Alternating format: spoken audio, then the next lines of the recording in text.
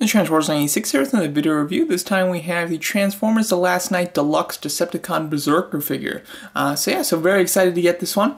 And here's the package. I do like this new design for the Last Knight figures. Really do like the images that they have on the side. Berserker looks awesome there. You can see a nice image of him on the side as well, and then on the back you get a picture of the figure, as well as a couple of other figures in the assortment. And I just picked up the Decepticons from this first assortment because the other two are just repaints. But was very excited for these Decepticons, and let's talk about this one. So Berserker is obviously just basically a repainted version of Crankcase from the movie. The figure, however, is completely unique, which is cool. His vehicle, it feels small. These, I believe, are slightly bigger than this. You know, in the actual film, like they're slightly bigger than your average car, and this does look a little small, but it still looks very nice. I do like the black and the fact that he has blue windows and then the red highlighting some of the lights. You have the Decepticon logo right there. You have the Chevy logos on both sides, which looks good. From the bottom, you can see his head under there. He does have some empty space here though, but it does look quite nice. As far as the transformation goes, it's very clear where everything goes, like how it all fits together, and I do like it, but I just don't like the physical act of transforming it, because you get all the panels into place, and then when you try to snap them all together, it becomes very hard. Like when you snap one thing in, something else pops out, and so although I like the design of the transformation, in practice it's quite annoying. But let's transform so we can talk about the robot himself. Okay, so to start off transformation, just unpeg this little piece here and bring it to the front, and then you can just basically go wherever as far as these, because all these little panels will pop out. So yeah, you can just pop out the sides here, and that'll kind of detach it from these areas. Want to detach the front. There you go. Basically where the Decepticon symbols are. This side is much more pegged in now. Oh, here we go. There. Alright. Detach it like that, and then you just want to fold down these two window pieces. From the top, the window section right here, you want to detach it from the roof.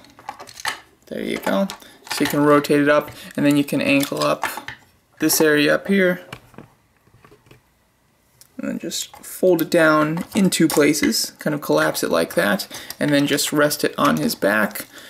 Move him up to the front. His little like waist section here, as you can see, you want to straighten that out, and then with the legs you can move down, rotate forward, move down, rotate forward, give them the chicken leg effect, so bend that back, and then the bottom section is on a ratchet, so basically just put it forward as much as it can go, flip out the toe there, same thing on this side, the toe.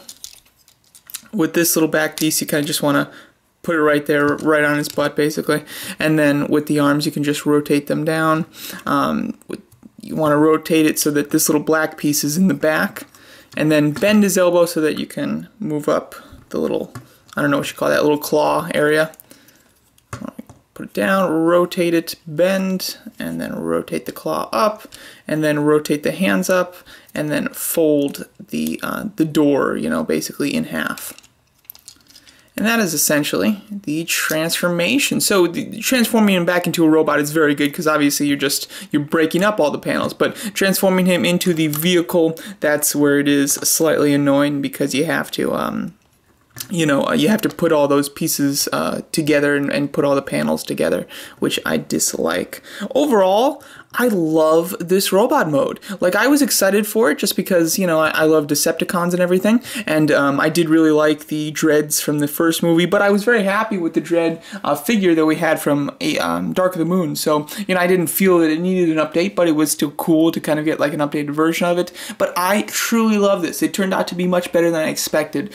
First of all, the posture of this character is great. I love the chicken leg stance and the fact that his feet are so flat in and very natural looking in that chicken leg stance. You know, sometimes with the chicken leg, the ankles can, you know, not be positioned very well, but luckily he doesn't have ankle articulation at the bottom here, so he stands perfectly. And then I love the fact that you can crunch him over. Now, I don't know if you're supposed to do this or not, if you are just supposed to leave him like upright like this, but I certainly don't. I think it's much better to crunch him and then just to point his head up. That just looks fantastic, and you know, the crouched over look is not only cooler, but I think it's more accurate to how he looked in the movie, especially when you look at the shots of, at least when I'm talking about Dark of the Moon here, but from the shots of him and Crowbar when they're in the, you know, to quote Hound, the Mexican standoff with Hound and, or to quote Ironhide, I mean, with Ironhide and Sideswipe, they're really crouched forward, and they're very animalistic in the way that they look. So I think that look just kind of suits them anyway. So I absolutely love it. I think it's very nice, and also he doesn't have a tremendous amount of panels on him.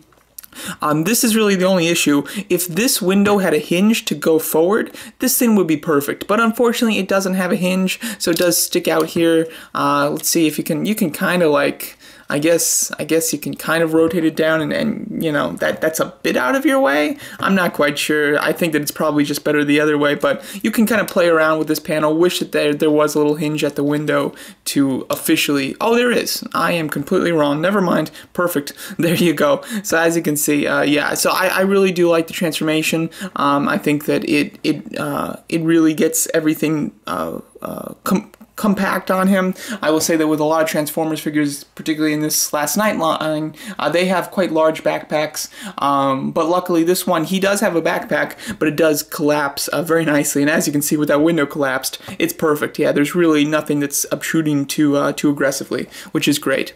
As far as his accessories go, he does come with these two accessories. I don't know if he'll ever use these in the movie, but these are the accessories that the two of them used in Dark of the Moon, so it is nice to get them you know, just for your Dark of the Moon type of setup anyway.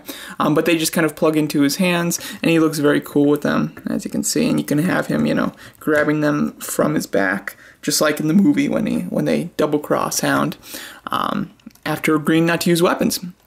Then they do have a little clip. You can just clip it right onto his little back panel here. So again, it's like Dark of the Moon. You have it exactly where they are positioned in that film as well, which is very nice. As far as his articulation goes, he has a ball jointed head. I found that his head is a bit loose though on mine in particular. I doubt that that's a problem on everybody's, but it's slightly loose on mine. And then it does have a hinge, so you can hinge it down if you'd like. Or go up with it, either way.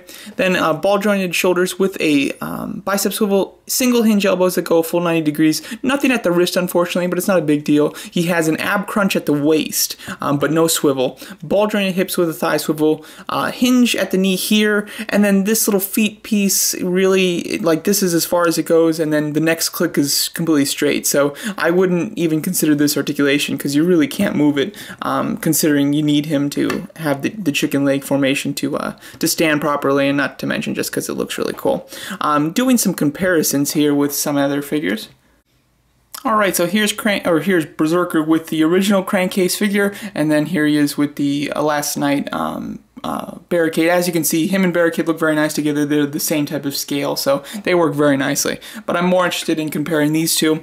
As you can see, completely new molds, even though they are basically the same character. Berserker, although I don't think we have an official image of him from the movie other than the packaging art, I believe that he has, you know, different paint than Crankcase. However, he is the same robot, essentially. And I think that they did a better job with this Berserker figure than they did with the Dark of the Moon one. The Dark of the Moon one I really do like, but it completely lacks the posture and then the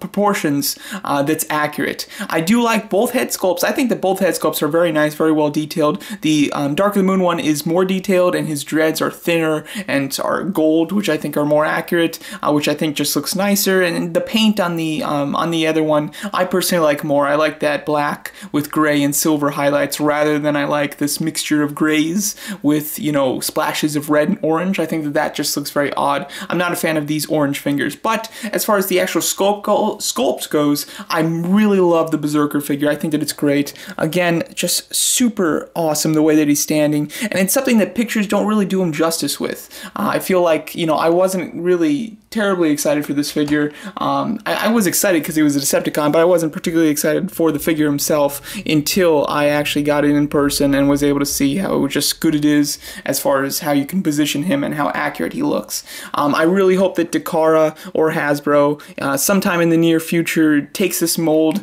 and just kind of redesigns a head with new dreads and makes a Crowbar figure. I think that would be spectacular. And I'm even tempted to buy another one of these and paint it, you know, black and gray to give him a more accurate crankcase look rather than Berserker. But overall, I'm super happy with this. I think that I enjoyed this figure tremendously. I'm very happy with his look, and I think that they really nailed it. I'm really hoping that they do indeed do Hooligan, who's kind of like the updated version of Crowbar from Dark of the Moon. So that would be wonderful if they do Hooligan to go along with this Berserker. I think that would be great. So there you go. I would absolutely recommend this. The only reason I wouldn't recommend this is if you just don't like the character. If you don't like the look of the figure, or at least the look of the Decepticon, then don't get it. But if you're at all tempted, I say totally go for it. I think it's one of the best designed ones, and has such a nice transformation that really hides all the pieces on him naturally without having him have massive backpack piece that's not particularly well hidden. So I think that it's wonderful. So there, that's my video review of the Transformers The Last Knight Decepticon Deluxe Berserker figure. Very happy with this one, and I'm really wanting the second one to repaint it. I think it will be super cool. So there you go. Let me know what you guys think of this figure, and thanks so much for watching.